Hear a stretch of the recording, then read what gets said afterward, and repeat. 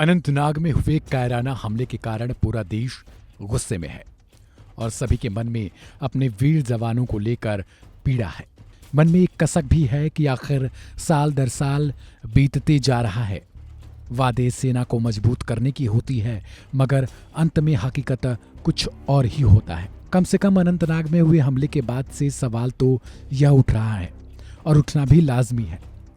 लेकिन इससे भी बड़ा सवाल है कि आखिर जिस देश के पास खाने तक के पैसे नहीं हैं और जो देश अपनी आवाम का पेट भरने तक में असमर्थ है, वो कायर पाकिस्तान आखिर हमले कैसे करवाता है।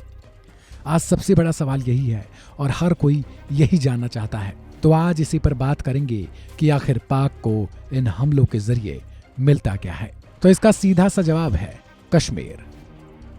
भारत के साथ किसी भी तरह की तकरार को पाकिस्तानी हुक्मरान हमेशा ही फायदे का सौदा मानते हैं।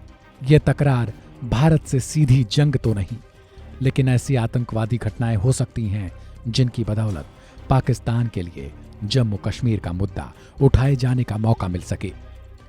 निश्चित तौर पर पाकिस्तानी हुकूमत को ऐसी चीजों का इंतजार रहता होगा। जिसके पास अपनी आवाम का पेट भरने तक की सामग्री नहीं, वो सपने भी भारत के भूभाग के देख रहा है। कुछ इसी सोच के जरिए जम्मू के अनंतनाग में हमला भी है, जिसे फायदे का सौदा मानकर पाकिस्तान इन आतंकियों को पनाह देता है। अनंतनाग के कोकेर नाग में मुठभेड़ उस वक्त हुई जब जम्मू कश्मीर पुलिस और सेना का आतंकवाद विरोधी संयुक्त अभियान चल रहा था।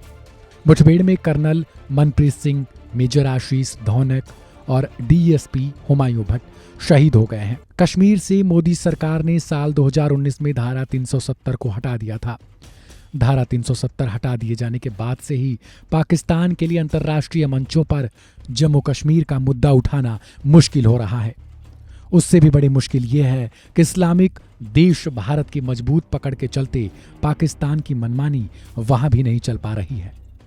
उधर पाकिस्तान को लग रहा था कि सऊदी के क्राउन प्रिंस मोहम्मद बिन सलमान भारत में होने वाले G20 में हिस्सा नहीं लेने जाएंगे, लेकिन जब से मोहम्मद बिन सलमान भारत आए तभी से पाकिस्तान को असहनीय पीड़ा से गुजरना पड़ रहा है। लगातार जम्मू और कश्मीर नए भारत का विकसित राज्य बन रहा है, तो यह बात पाकिस्तान को चुभ रही है।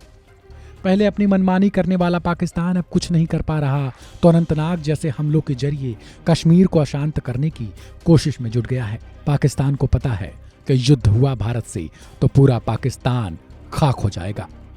यही वजह है कि पाकिस्तान कभी खुलकर सामने नहीं आता, बल्कि इन्हीं आतंकी हमलों के जरिए अपनी सोच को अंजाम देना चाहता है।